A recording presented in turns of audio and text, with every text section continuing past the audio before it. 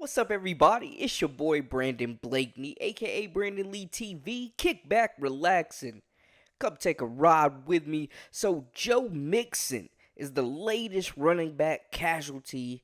Seeing his pay drop, get cut, and seeing his role undervalued in the Bengals organization. And this has been a thing going on with running backs and trying to get their money for the last few years, but it's really coming to the forefront when guys like Dalvin Cook and Josh Jacobs and Saquon Barkley are struggling with trying to get their paper, and they're the elites at the position. You have another guy right now in Joe Mixon who is a crucial, major part of the Cincinnati Bengals offense, and he will be taking a pretty substantial pay cut to stay with the team over the next 2 years. Now, they got to pay some other guys. Joey B's going to reset the market. T. Higgins is on the last year of his rookie deal, and you still got Jamar Chase looming too. So, I get it. They're trying to be flexible, but it's just another area and another example of how the running back is underappreciated in today's NFL. Let's get into it. You are now locked into the Live with Brandon Blakeney podcast. Here is your host, Brandon Blakeney. According to NFL Network's Ian Rappaport, Mixon took a $4.39 million pay cut this season. Next season, he's going to take a $4.67 million pay cut. The rework deal pays him a base salary of $5.51 million this season, and he gets another $2 million in incentives potentially. NFL Network's Tom Pelissero reported Friday that Mixon had been due $10.1 million in 2023 with a salary cap of $12.7 million before the restructure deal. So the deal makes them a little bit more flexible, and it gives them an opportunity to put that money towards Joey B, Joe Burrow, Shiesty. Joe Shiesty is going to break the market. I mean, he is going to reset it for quarterbacks. He's going to be looking at that Mahomes number, man. They talking half a Billy type. You know what I'm saying? Then you still got T. Higgins who's coming up. He's going to be looking for his bread. Somebody's going to throw him wide receiver one money. So you look at him, he's going to be a unrestricted free agent next season, last year of his rookie deal.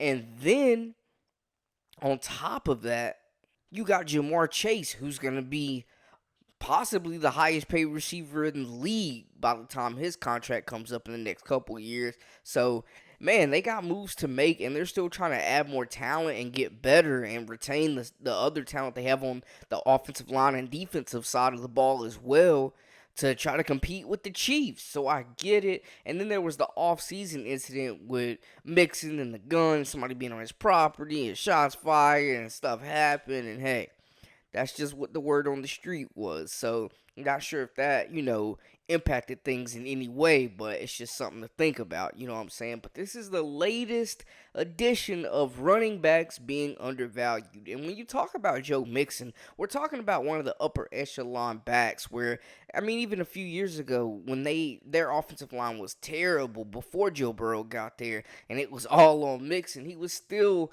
1,000-yard rusher. He's been 1,000-yard rusher 2 or 3 times in his career. And looking at last season, he had 1,255 all-purpose yards, 9 total touchdowns. 2021, he had 292 carries and went over 1,000 yards. So we're talking about a player who is severely involved in this offense that has a major role and that gives them another dynamic. And on top of that, he's still just 26 years old.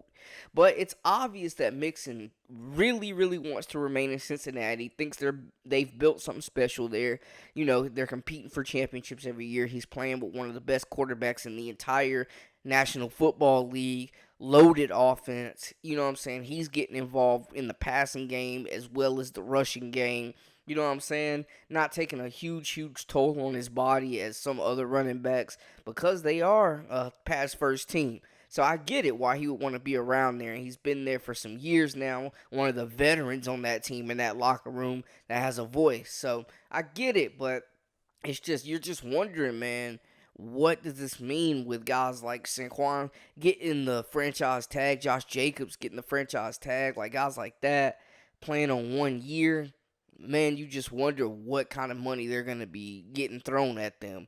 I mean, we've seen the 13 to 16 range, and we've seen a lot of different numbers, man, but I don't know what it's going to take. But John Robinson's getting the most money out of a running back right now, like just flat base rate out of running backs this season. It hasn't even taken a snap professionally. So that just shows you, man.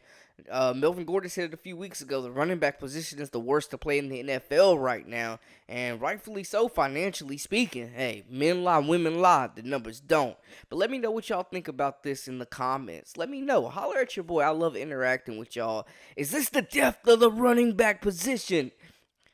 Everybody thinks that just every back is replaceable. I don't know. Anyways, I digress. That's a wrap for us. I'm your host, Brandon Blakeney, aka Brandon Lee TV. Until next time, hey, we out.